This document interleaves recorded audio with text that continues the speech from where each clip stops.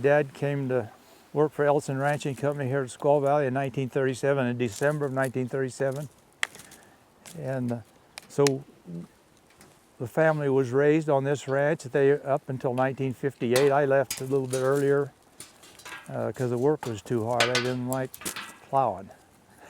French toast here. 1941, I was 7 years old, a little bit, or 40 or 41, I can't remember.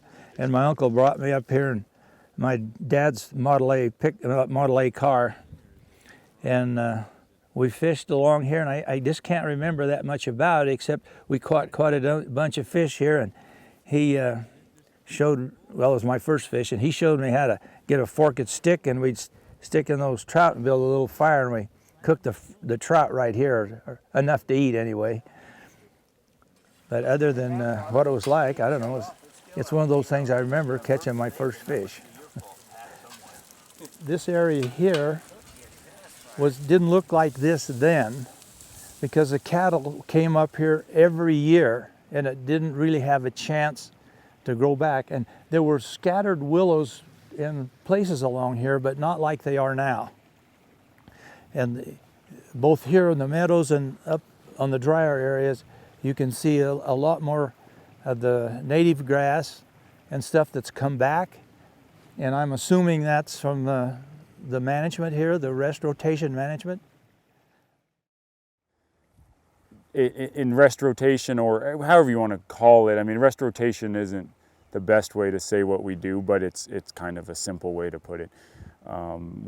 Hopefully, and we are, but hopefully every year we're seeing the water table in these valleys raising, you know, and so they're holding water longer. You've got a bigger floodplain that's more saturated, so there's growth and current. It's kind of like a big sponge. I mean, it holds the water longer and just kind of lets it go. And there's new meadows, you know, the beavers come in and they'll dam it up, and you'll have a new meadow kind of come out and everything. But you're making habitat for Lahontans, but you've got a nice, healthy, cool riparian when your cattle are in there. I love going up Trout Creek, especially before it burned. I love going up Trout Creek and, I'm sorry, not Trout Creek, Nelson and Lewis, and riding through there. And every little pool has fish in it, and it's neat. If nothing else, you go across a pool and the trout goes shooting up through the rocks, its back stuck out of the water trying to get to the next pool. If you don't have that out in any landscape, I had a northern Nevada or the Great Basin, then what do you have? Why wouldn't you want the native fish in there and thriving and healthy? If it's part of the system, it should be there.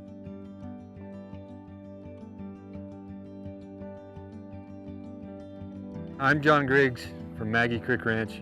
You're here in Elko County, which is in the northeast corner of Nevada, and we're here at Beaver Creek, which is a tributary of Maggie Creek. Beaver Creek and Maggie Creek both have Lahontan cutthroat trout, which might not be a big deal to a cattle rancher, but we're proud to have them.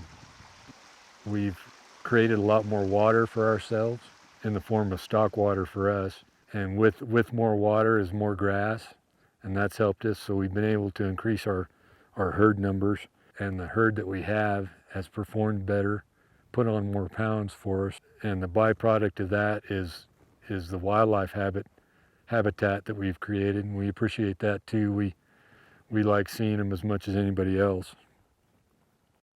We feel like good trout habitat also is good cow habitat, and good wildlife habitat makes good cow habitat.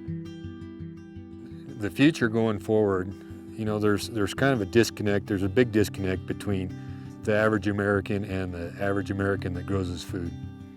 And one of the beauties of this partnership that we have with Trout Unlimited is that we have a partnership on the ground with people that generally don't meet in the real world.